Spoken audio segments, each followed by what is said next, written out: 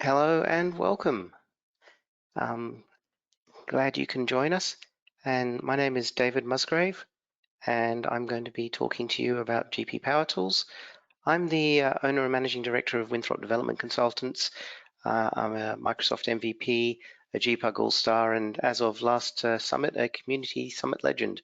I've been in the GP world since '94 with version 2 of Dynamics.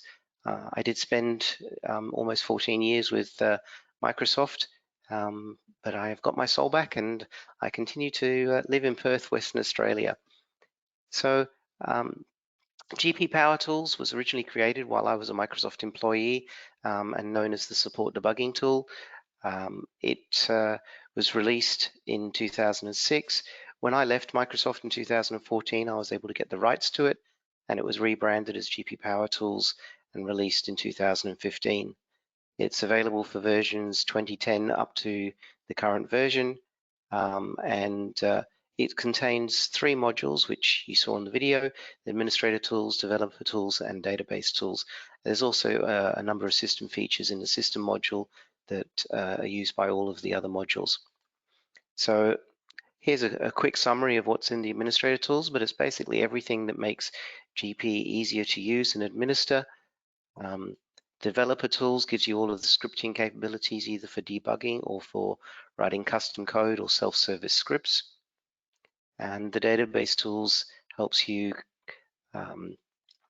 maintain your system, make sure that upgrades are easy, and as of recently also allows you to look for and fix issues with your record note indexes.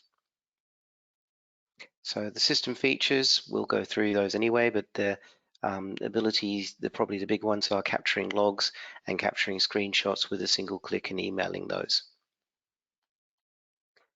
So accessing the features, the GP Power Tools features are broken down into either standard mode or administrator mode features. Anything that's safe for a user to use is a standard mode feature, and anything that is would allow you to view or access data or change settings is an administrator's feature, and that's protected by the user, the system password, or as well as the application level security and also SQL level privileges. You should install Power Tools on every workstation where GP is installed. The data is stored in SQL, but we do also have a shared folder where any logs that are captured can be saved, and that means that as an administrator, I don't have to go and visit a workstation to see logs. I can see them by just going to the shared folder. So the bulk of the presentation today is going to be demonstration. So I'm going to turn off my video and we'll get into having a look at what GP Power Tools can do. All right.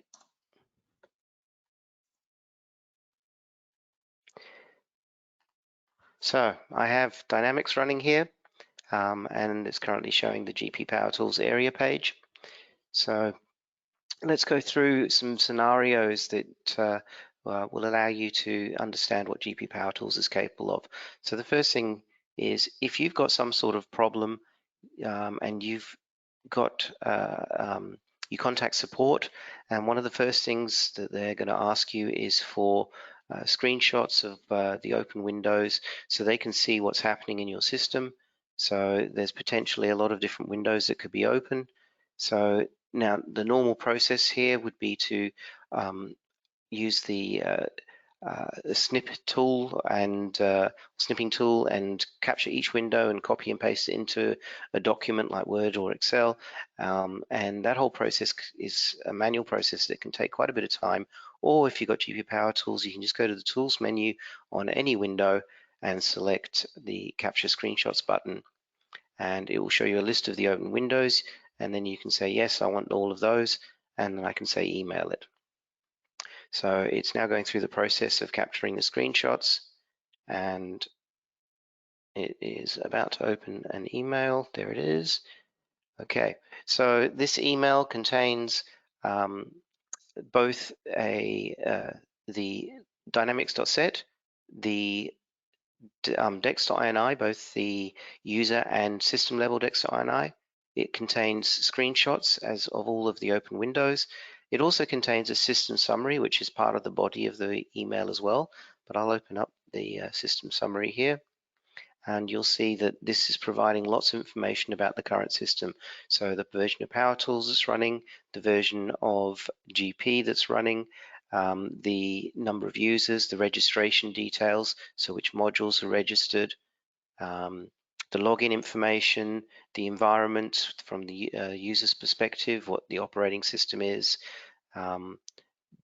the SQL version and ODBC versions, details about the databases, so you can see what size is available for those databases, the runtime engine and some runtime engine settings, and then it will list all the customizations that are currently installed, all of the Visual Studio Tools DLLs add-ins that are installed, any background processes that are running, and then a list of all of the dictionaries that are installed with their version numbers, with the paths, telling you whether or not it's found the custom forms and reports dictionaries, and whether it's been able to find the dictionary assemblies related to the various dictionaries that's involved.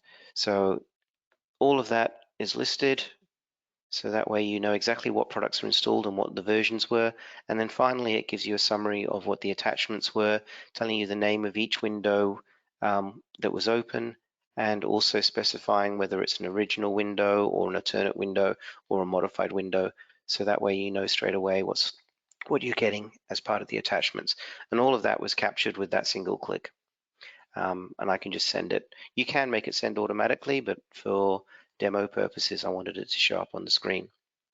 So that's the ability to capture screenshots. Now, the other thing that they're likely to ask you is for capturing, to capture logs.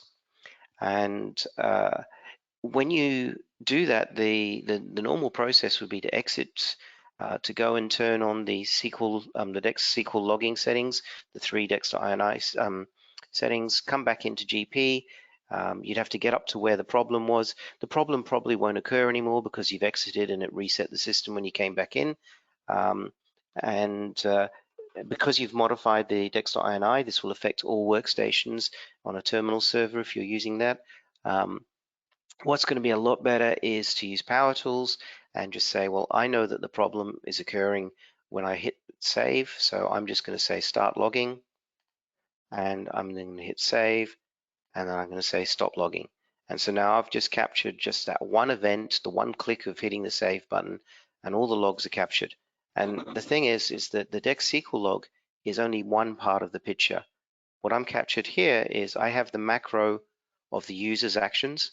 I have the Dex script log, which has the all the scripts that were executed and the parameters that were passed to them. I have the Dex script profile, which captures all the scripts that are run, how many times they're run, and how much time has been spent in each script, as well as how much time is spent in accessing tables. If you have any performance issues, this is what will actually tell you exactly which script is the one that's causing your performance issues. Then I've got the Dex SQL log, which is what most people know, which is just the communication between SQL and Dexterity. So anything that is not involving SQL will not be seen there. And then finally, I've got the SQL trace, which is actually showing what happens at the SQL server once the commands have been passed to it. So with all 5 of these logs, I have actually everything from user actions all the way through to what is happening at the SQL Server level. So again, all of that was captured with a single click. Okay, so another issue that people might come across is knowing what sort of what company they're in. So if you've got multiple companies, it is quite common for people to have issues where they don't know exactly what company they're in. I have been as a partner, or at least when I worked as a partner, I was approached a number of times by people saying that they'd entered a day's worth of transactions into the wrong company, and what can we do about it? And basically, if I can get some visual cues that I'm in a different or in the correct company, then I'm not going to have some problems with this. So I'm logging in as David into a different, and I'm logging into a test company.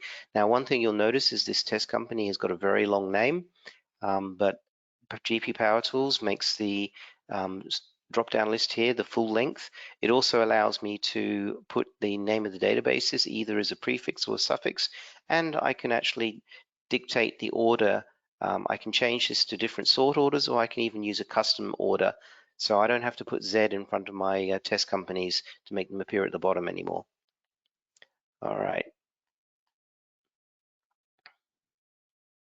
So as I'm logging in, you'll see a few things happening. So we've got, okay, here's the first one, is that I'm getting a warning about my password due to expire. So GP Power Tools is monitoring when the password is due to expire. I've got it set to monitor a long way out, so it makes it better for these demos, but you can set how many days ahead do you want to warn the users, and whether or not at this stage they can say yes or no to whether they want to change the password. If you've ever had a password expire while a user is currently logged in, you'll understand how important it is not for that not to happen, and not to lose your connection while in the middle of entering a transaction or posting. Okay, now GP Power Tools is also making sure that the login is fully completed before I actually am allowed to access the database or the application. So this was this dialog here. While it's going through the background processes and cleaning up all of the menus, I wasn't able to actually get into the system. Now, the final one then is, this is a standard GP dialog that can tell you whether a company is a test company or not, but Power Tools makes it very easy to turn this on and off. Now, you've probably noticed by now the lime green, and that is Power Tools again, changing the background colors so that I straight away know what company I'm in. So when I'm in a test company, I can straight away see that I'm in that test company. So now this window that's open to the side is actually a customization written in Power Tools, and I'll give you a bit more information about that later. But what I'd like to show you is, other than the background color here, we also have the name of the database and user, and you can specify whether you want the name or the ID values, exactly what you'd like up here, but they're at the beginning, being added to the beginning of the window. So when I've got multiple sessions open and I come down to the bottom, I can straight away see which window is which by looking at the beginning. When it's at the end, which is what the default is, you can't actually tell which session belongs to which. So I can straight away tell which one's which. All right, so if I'm going to go, what I wanted to show you then now is a problem with security. So if we go to the create return window, and I'm getting the message, you don't have security privileges to open the window. Now, GP Power Tools has added to it exactly which window I don't have access to, because normally it stops at the word assistance and it doesn't tell you what you don't have access to. So it is telling me here that I've been denied the window. It's telling me the name of the window, the technical name and the display name, as well as the dictionary ID and name.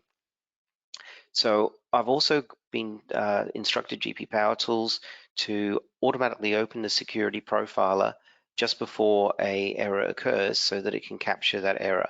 So I've got the information captured here, and I've educated my users to tell them to export this and either email me or send it to me as a file. So I'll just save that. And okay, the export's completed. So now I can go back to GP Power Tools in, as I say, I can say open the profiler. I can import in the log that we just created. That's today's log here, and it gives me the same details. So here I can tell that the window has been denied.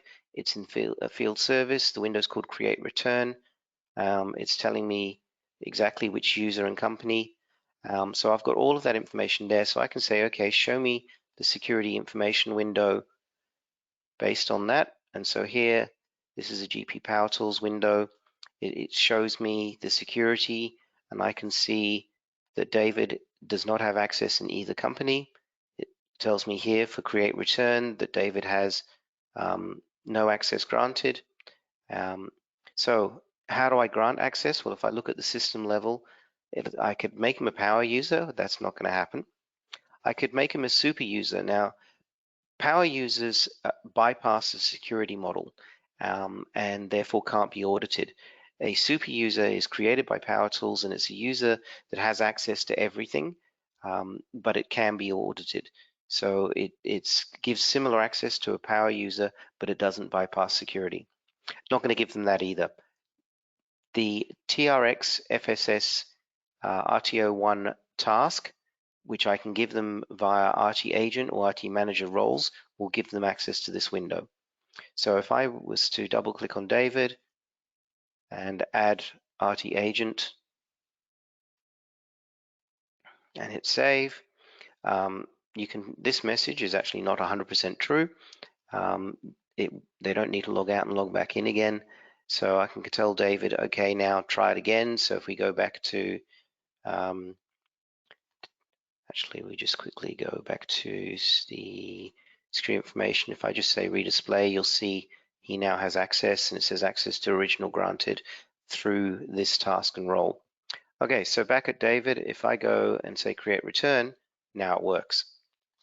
All right, so that's how easy this is to do. Now, if I did change something that needed to update an entry on the menus for David, if they've got the security profiler window still open, so here we go, David's got the security profiler, they can actually use this refresh application navigation option, and that means that they can redo the menus without having to actually exit and log back in.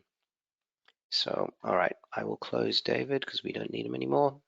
And I'm going to fix the security that I changed so that next time I do a demo, it'll actually work.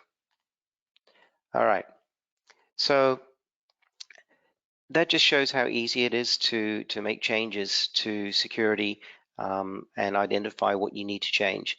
Now, we've got another area issue which can happen, which is if you've got two users who have the same security, but one of them needs to have something taken away from them.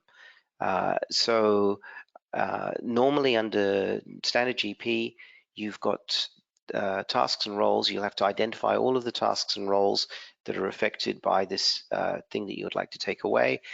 You'd have to duplicate them, modify them to remove access, and then you end up with all of these different duplicated tasks and roles in your system without an easy way of identifying exactly what's different between them. The problem is that unlike Windows or SQL, which both have a grant and a deny layer, GP only has the grant layer. So GP Power Tools adds in the deny layer. So if I go to the Enhanced Security window, I can navigate by a number of ways, but we'll just go through the menus, and I can say that we go to Customer. So this is showing that David has access to customer maintenance, and I can say, well, he's no good at entering in customers, so I'm going to deny that. I also can go down to other security objects, and I can say document access, sales, returns, and I can say he's not allowed to do returns. So basically, I can take the by user and company security model and just apply that over the top, and it will now deny access. So if we were to say here, show me access for customer maintenance, so we go back to cards and sales and customer maintenance, you'll see that it says access has been denied by deny-based security. So now the other thing that deny-based security is capable of doing is hiding objects or menu items that can't be hidden normally. So for example, under setup, the setup checklist window, even though you can hide the contents of that window, the window itself is exempt from security and cannot be hidden. But with GP Power Tools, you can actually say, I want to hide it. So now I won't actually see that menu choice when I'm logged in as David. So now, if I need to get an idea of all the things that have been denied and hidden, I don't have to scroll all the way through the tree.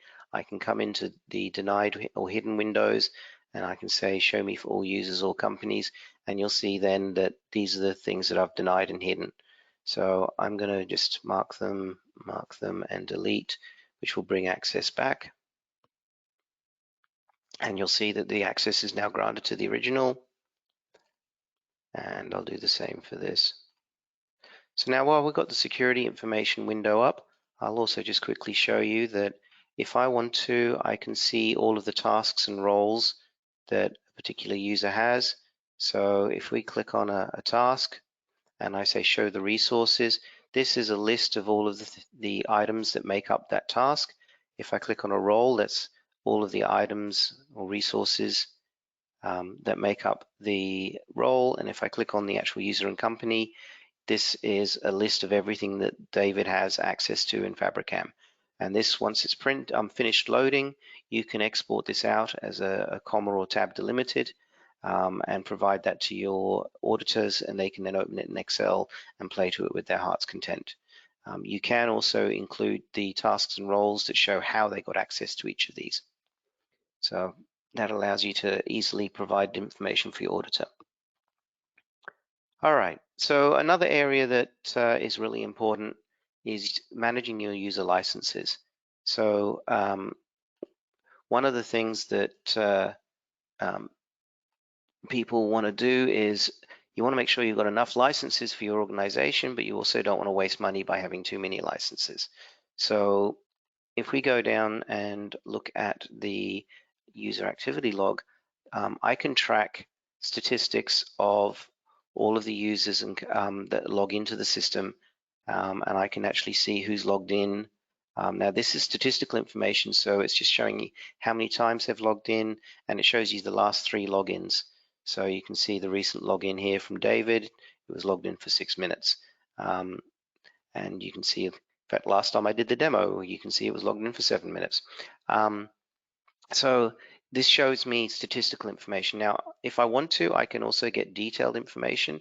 This is optional. You don't have to have this turned on, but I can actually see exactly when people have logged in, and I can see exactly how long they've logged in for. And that is kept for a period of days, depending on the setting that you set up when you initialize it. Now, the other thing that I can do is I can say, show me my maximum users. So now this is not hugely exciting because this is not a live system, but I can see the maximum number of users logged in at any day. And if I click on that column, it'll show me who was logged in at that time. So this is where you can actually tell how your user count is going and whether or not you're hitting your limits. And you normally see sort of a cycle running up and down through a week and weekday, week and weekends. But this will allow you to see if you're hitting your limits. Okay, now if you are hitting your limits, one of the things you want to do is make sure that idle users don't just tie up a session indefinitely. So if I go into license settings, so this is where I can enable my activity tracking, but I also have the option here of automatically logging users out. Now, there are a whole load of different settings that you can set, and you can specify whether it affects particular users, or you can exempt certain users if necessary. But I can have a basic timeout level. I can have first and second overrides. I can even make it more aggressive and say when there's only 10% of licenses left, bring the limit down to 30 minutes. You can specify days in the week and business hours, so that way you can say, well, I'm not going to log people out during the day, but at the end of the day or on the weekends, they'll be subject to log out. I also have these smart options where it will automatically save windows if all of the required fields are filled. It will close inquiry windows, and I do have the option of removing the activity record even if the logout fails, which will mean that the user will be told that they can finish what they're doing, and then they get told that they've been logged out of the system and they'll have to exit and log back in. But that way, at least you free up the license for another user, and the user that was logged in can complete what they were doing. All right. So the other thing that you can think about then is, if you've got lots of different companies, have I got users that are logging in and taking up multiple licenses? So if I log in, if I got 5 companies and I log into 4 companies, I've used up 4 of the licenses available. So with the login limits, you can control how many sessions a user can use when they log in. So can they only have 2 sessions? On a per user basis, I could either override that and exempt them from that limit or give them a different limit. I do have this really cool option where I can actually also reserve a license. So on my system, I've got a 20 limit of users, but only 19 of those are actually available for use by general users. There will always be at least 1 session reserved for DynSA to log in. So you can have your CFO or your administrator can always make sure there's a login available for them. Okay, so actually, I'll just quickly show you while you're here. You can do this on a company basis as well. So if I had more than 1 company, I would be able to specify, actually I've chosen, I chose the wrong company there, but that's okay. But if you've got more than 1 company, you can actually specify to only have so many licenses available for each company. So when you've got a large company and a small company, the large company doesn't use up all the licenses, and there are still some available for that small company to use. All right, so yeah, there we go. So here I could actually specify Fabricam only allowed 45 licenses. Not that I have 45 to give them, but all right. Okay, so basically with the use of the activity tracking, the automatic logout, and the login limits, I can very carefully manage my user licenses and make sure that I'm using them to the best of their ability. So, all right, now another thing that is going to happen in your system is sometimes you get some sort of error, and the first thing that the support guys are going to say is, we don't know if this is from your customizations or from an ISV product, and we want you to start to remove everything else from the system and identify which product that is. So you'd start going through and deleting products, make a copy of the dynamics.set and removing products and relaunching. And if this is on a terminal server, you might have to actually use another folder because you don't want to affect the main instance of your terminal server. This whole problem is quite complex and requires you to exit GP each time and change a file, or you can just come in and use dictionary control. So dictionary control allows us to turn triggers on and off. And some of you who know the product well might say, hey, I know I can turn triggers on and off through customization status. So this is using a similar functionality. However, it does have the ability to actually remember that setting after login. So that way you can deny a product and keep it denied. So I'm going to disable smart lists. Now, if I do say disable after login, I can actually also specify which users, and I can do that by user, by company, by class, or by the security IDs, the role ID and task ID. And that's the same for anywhere that you're allowed to select companies and users. And if you're using users and companies, you also have the option of excluding. So I can actually include or exclude based on that functionality. Okay, so if I disable the smart lists and apply that, and we go back to cards, sales, customer, we open up and we use our lookup, and you'll see that the lookup seems to work, but it's not quite right. The column names aren't there properly. The layout of the window is not quite right. Basically, this is still using the alternate version of the window that's in the smart list dictionary, but it is not got any of the triggers firing, so none of the extra features work. So I actually want to also disable the alternate version of the window. So, but I don't want to have to change security to do it. So with dictionary control, I can just come in here, and now I've got the original version 5.5 style lookup. Some people might know it as a rather ugly lookup, but that's what it is. And I can now, if I wish to, I can actually enable the triggers again. And now here's a cool thing is I don't get an error. Normally, if you turn triggers on and you don't have the correct window showing, you could get an error if it looks at security and says which window is being used, because the security still says to use the alternate, but the dictionary control is using the original.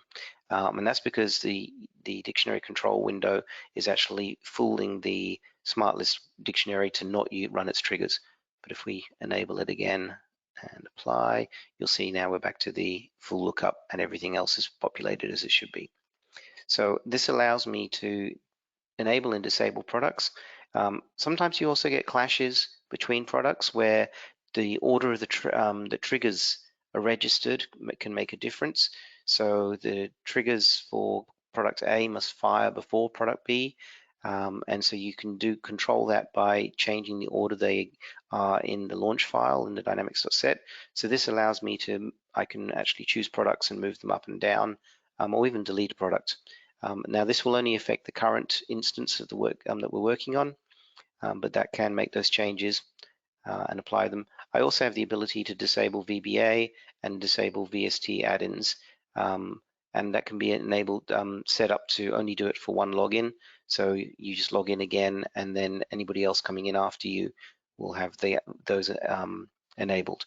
So this is really good for basically troubleshooting and making sure that you identify which product is causing the problem. All right, so I have an issue where I am getting the hold field on my customer maintenance window is being changed, and I don't know how it's happening. So this is where we can actually use Power Tools to help us out. So first thing I'm going to do is I'm going to open up my resource information window. And this, if it's been opened beforehand, will automatically, if this checkbox is turned on, it will track what's happening. So now I'm going to come back here.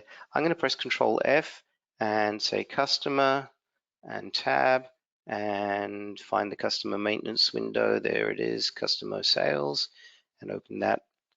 And now I can actually get to my window. So now this Control F feature is enabled by GP Power Tools and can be used to find any window in the product. Okay, so now if I pull up a record, you'll see that as I start moving through the fields, you'll see that it's telling me what field I'm on. It gives me all the details of the field. It tells me what the data in that field is. So as I start tabbing through, you'll see that this is changing on the right-hand side in the resource information. So now if I want to know, if I go back to the hold field, you'll see it tells me that this is the field hold, and I can say, well, okay, show me what tables contains that field. So this is all the places where the hold field exists, but I actually want to know only on this form which ones, and it's telling me, well, on the form, the only field that has this is called is the customer master. I can also use, while I'm on a particular field, I could also go to Tools and say Resource Finder, which is a partner window to the resource information, and it will actually look at the field and straight away identify that it belongs to customer master. I can also get a preview of the data from here and see all of the other columns in that table. All right, so now that I know where that data is being stored, I can go and create some triggers. So I actually have done that already, and I'm going to use here and just turn on the automatic logging, and we go to here, you'll see that I have these cust hold triggers running. So these triggers allow me to detect when the table has been changed and when the window has been changed. So if I come back to my cards sales customer and I pull up a record and I click on here, and you'll get the first message saying, hey, the trigger's fired. And exactly what happens when the trigger when the triggers fire is up to you. So I asked it to display a message. The second one then is when it updates the table, it's going to capture screenshots of the open windows and capture logs and email those. So if I hit save, there's a message and there's the logs. So it's telling me that it's changed from 0 to 1. It tells me the user and ID and the date and time it happened. It's given me all of the logs. So I've got the data. I've even got a dump of the record.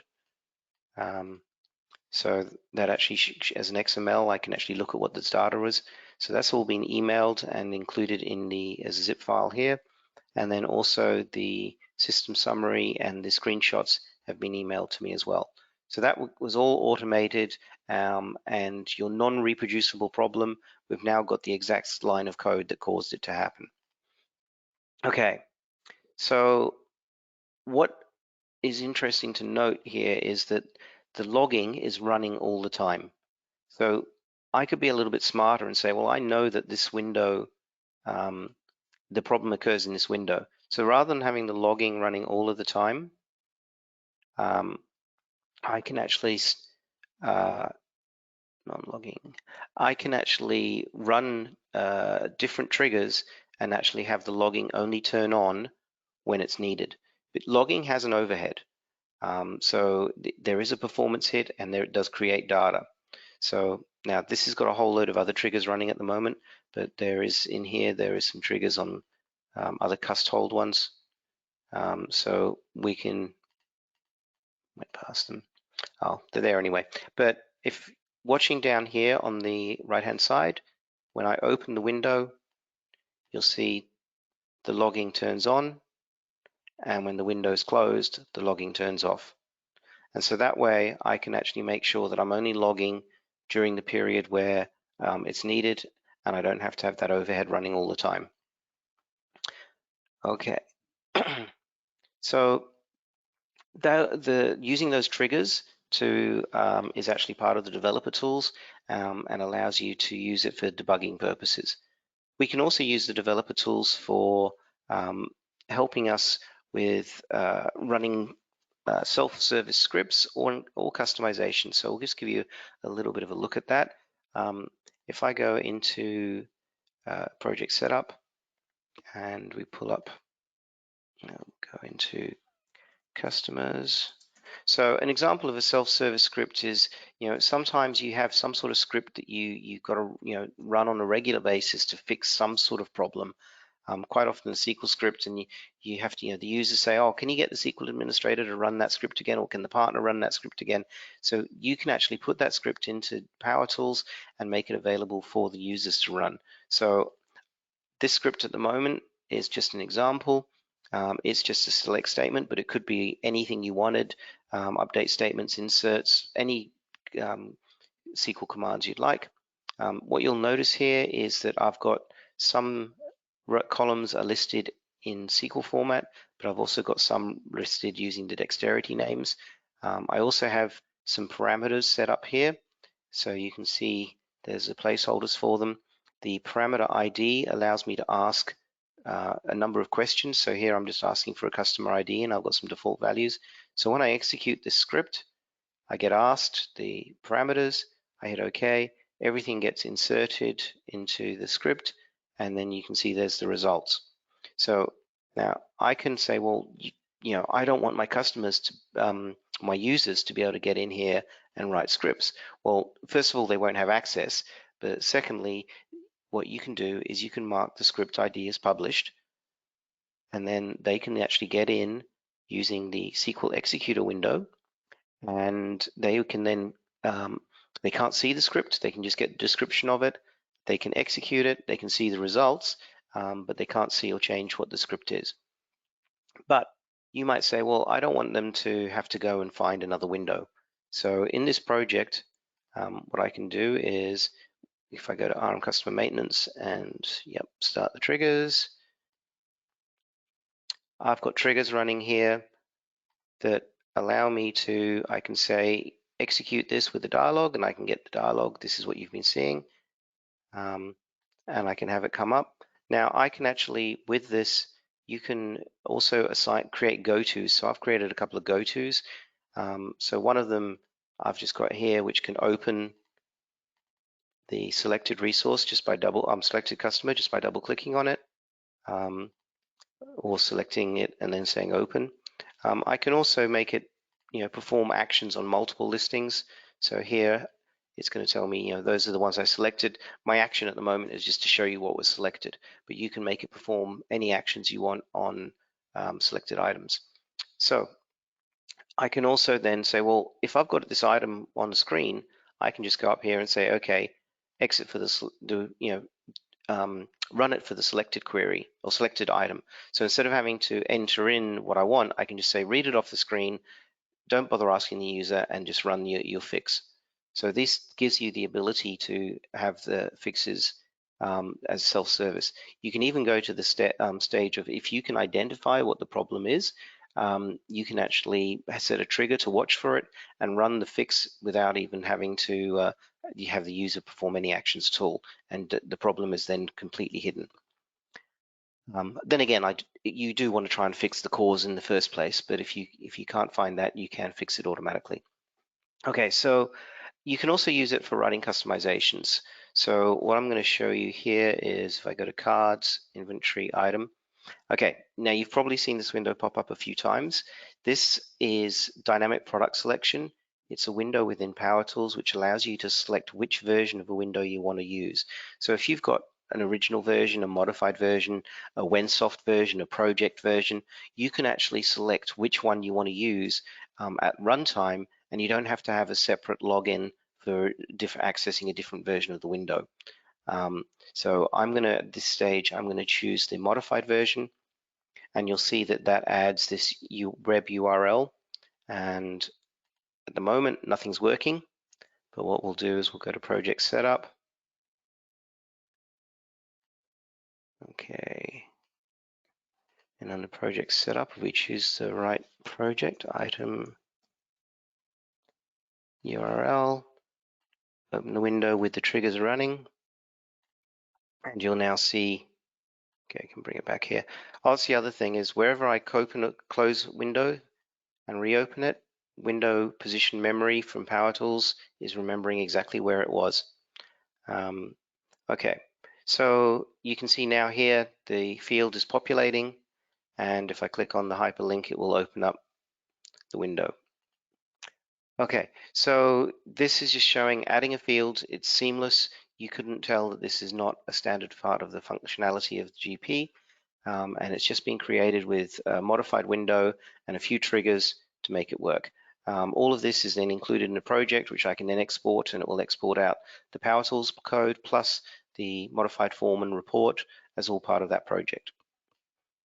Okay, so now the other one that I was going to show you, and I'll just bring this up again, is the window that popped open to the side of the SOP entry window. So this is using the new custom forms functionality that's part of the Visual Studio's integration toolkit, and it allows me to create a second window that will pop out to the side. I need to choose something with a bit more information on it, and as I click on items, it will show you the stock levels. That's just what I've asked it to do, but I've created a custom window, and as I click on a line, it's showing me the stock levels for the different warehouses, and that was written as a project. You can download and install this project for free if you've got GP Power Tools and the Visual Studio Integration Toolkit. All right, so we're getting near the end of time, so I will show you a few things in the database tools series. So we have the ability to import and export data, which is really good if you don't want to have to move large databases around. You can just import and export a few tables. But the one I wanted to show you is the database validation. So we're just going to unregister the triggers. Okay, so it's telling you I should back up. It's also telling me that I've got some, this functionality should be run with all the dictionaries installed, and it's actually telling me that I've got a couple of demo dictionaries that are not installed. That's okay, I know about that, and they're not going to affect this. All right, so it is now looking at all of my information at the SQL level and at the GP level. And right now, everything's looking good. I got lots of ticks. So I'm going to run a script that you should never run on a live system. That is going to completely mess up my data. So if I ask it to redisplay, I now have a whole load of errors showing. So will show you how this then can fix it. So you can use this before you do an update or an upgrade so that you can make sure that your system's running smoothly. You can also use it when you do a server migration, and you can to recreate all of the users. And in fact, a new feature in there is if the server name hasn't changed, it can even keep the same passwords that it had on the original server. Okay, so these are all the different problems that can occur. If the option is enabled, it means that the problem is there. It only turns on what it knows it needs to fix. So first thing is that it's missing the DynSA user, so I'm going to ask it to create one. DynSA also should be the owner of the databases, so I'm going to say make him the owner. I have a database in my GP tables that doesn't exist in the SQL level, so I'm going to say please clean that up. It's going to create the Dyn user in the GP level and give them access to the company level. I also have some users that exist in the GP tables but not in SQL. So lesson user 2, I want to keep these test users. I don't need them anymore. I want to clean them up. I'm going to ask it to send the password reset email, and I want it to automatically generate, and I'll say change it on next login. It's also found a few other issues with company access and also changing database schemas, making sure everybody belongs to Dyn group. So all of that is just going to fix. These are all problems that were in my years at Microsoft were found to cause problems with upgrades. Here's the list of passwords it's generated.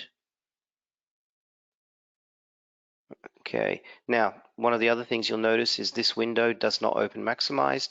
PowerTools is controlling it. It knows where I want it to be, and it will open it at that size. And there's the email, the password reset email just got sent to me. It's telling me what my password is. So you can see there's the password, and it's telling me I can log in as that and then change it. Okay, so you'll see I've now got lots of greens. So if I go to fix utilities, this is looking at the utilities tables, DB upgrade and DU20, and making sure that they don't contain references to databases or products that don't exist. So there's some issues here, so I'm just going to clean those up. Once it's done that, I can also look at the account frameworks. So this is allowing me to check the account frameworks, and I can actually see the different account frameworks. I can see what are the settings and also what's actually been used. So down here it's highlighted that the data in the dynamics table is incorrect. So I'm going to ask it to update that. I can go the other way and say synchronize dynamics to what's in this table. And then at a later stage I can actually fix all of the tables to match that new account framework. I actually have the ability here to edit the account framework and make it bigger. As long as it's bigger than anything that's used, I can actually do that. Okay, so we'll just ask it to process. That will clean that up. So finally, the fixed tables window, there's nothing interesting in here right now. If I ask it to process, it's going to go out to look at the databases and look at the dictionaries, and it will find all of the tables that exist in both SQL and in Dexterity. And I can then say to it, well, now you found all of those, validate.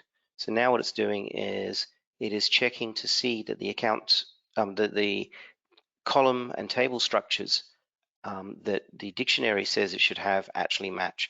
So normally upgrades fail if the table does not have the correct structure that was expected at the beginning of the upgrade process. So this actually will allow you to check every single table and make sure that they are correct. I can get a report, but I can also see the same information on the screen here. So if I go, I have one incorrect duplicate. So this is, I found two definitions for this same table. One of them worked, one of them didn't. I'm going to assume that this is an old definition and no longer needed. All of the structure correct. These are all the guys that are good. So structure incorrect. These are some of the tables that it's found. If I click on the table and say show me the errors, you'll see here Dexterity says it should be 79. SQL says it's 99. On this one, you'll see Dexterity says it should be 5, SQL says it's 9. So there are a few tables that need fixing. So if I go into Fix Tables, it now shows me which tables can be fixed. So these tables are empty, so I can just drop and recreate them. This table has data, so it will back it up, drop it, recreate it, and restore the data. It also shows me that I've got some missing products and that I can't find a definition for these tables, and that these tables are empty, which means that they probably were a product that was installed and never used. So I have the option of asking it to clean those up. It also is telling me it's got some problems with Dyn Group, so I can select these and ask it to process, and it will go and run the fixes for that. And then when I exit, I will get a list, a report of all the things it did. And basically that means that my system's now back all in working order. So that's the database validation tool. Now a new tool that was added to the latest build is this note fix utility. So your system uses note indexes to link between notes in the note record table or the record note table and the actual different records within the system. And there are a whole load of different things that can go wrong. And this will actually look for and identify all of the problems, including that your next node index is not correct, that you've got 0 valued next node indexes, maybe you've imported data and not set them, that you've got duplicate node indexes where the node index exists on more than one table, that you've got used duplicate notes. So for example, this note index 54, that's the contents of it, is used in 8 different locations. And that's probably incorrect. You'll probably need to find which one is the correct one. And this basically gives you all of the tools to fix all of that up.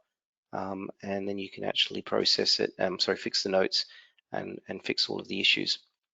So that pretty well brings me to the end of the demo. We'll quickly pop back to here.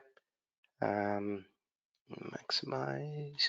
Okay, so you're probably wondering about the pricing. So the system module is $100 for an annual subscription, and the other 3 modules are $450 each for an annual subscription.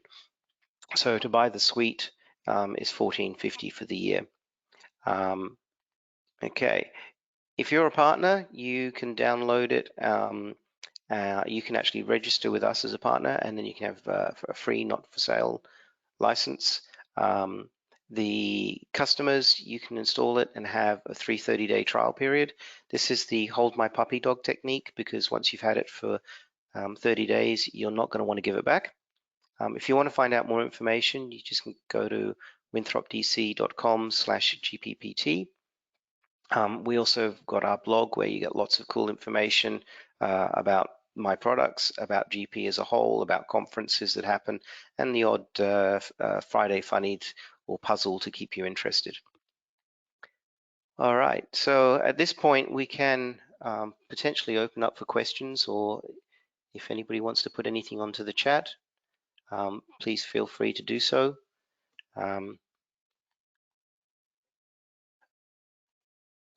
So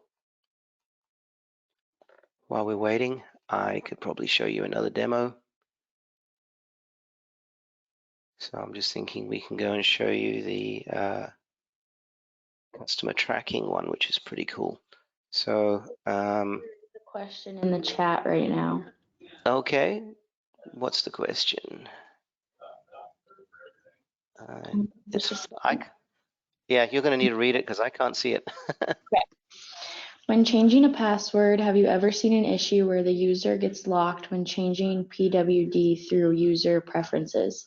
When they get a notice that PWD is expiring and complete the change, then it works. I have heard of that, but I've never seen it myself. So I'm going to do some testing and just see if that's anything to do with what my product does. But when my product opens the window, it's just using the standard window and user preferences. So this might be a GP issue, not specifically a Power Tools issue. That said, if I can find a fix for it, I will make Power Tools fix it. There's already a number of fixes that Power Tools has for the that fixes many issues in GP. There's actually in the manual, there's a list of what they are, but there's a lot of issues that you just don't have when Power Tools is installed, and that's because it's fixing bugs in GP as well as adding the functionality that you've seen. So I'm just going to quickly show you, this is another free demo called Customer Tracking, and we've got it for vendors, items, and customers, but you can use the templates to add it anywhere else or extend it because the code is all there for you to use. But if I come in here and hello from GPUC and hit save and come back and say, didn't have it active, did I? Let's do that again with this active. Okay. So again, save. All right. And if I bring it back, I can come up here and say change, show me the display history, and it will actually say that, you know, this user was changing that field from the value of hello to hello again, and it tells me exactly which user, and it includes both the Windows user and as well as the GP user. So that way, if somebody does it as SA, you actually still know who the Windows user was. And that basically it's free and will track any changes made on the customer maintenance windows or the child windows. And you can specify exactly which columns you want it to track. So, all right, are there any other questions? Okay, I'm going to go and turn one more demo on because this one's a goodie as well. Hold on, go to projects. There is one more question in the chat. Okay, what is the question? Within GP, you can take a company offline but allow one user to log into the system. Do you have a tool or method for allowing multiple users to log into an offline company? Sometimes when modifying a project SQL execution, the trigger will not fire that. It will fire every login, not just once a week as scheduled. Okay, so I do have some functionality that can do that, but it's not specifically designed for that. The company login filter does have the option of you can specify which companies are enabled, and you can specify that on a user basis, and I can exclude users. Now, you might say, well, why do I need that when I can just specify which users have access based on the user company window?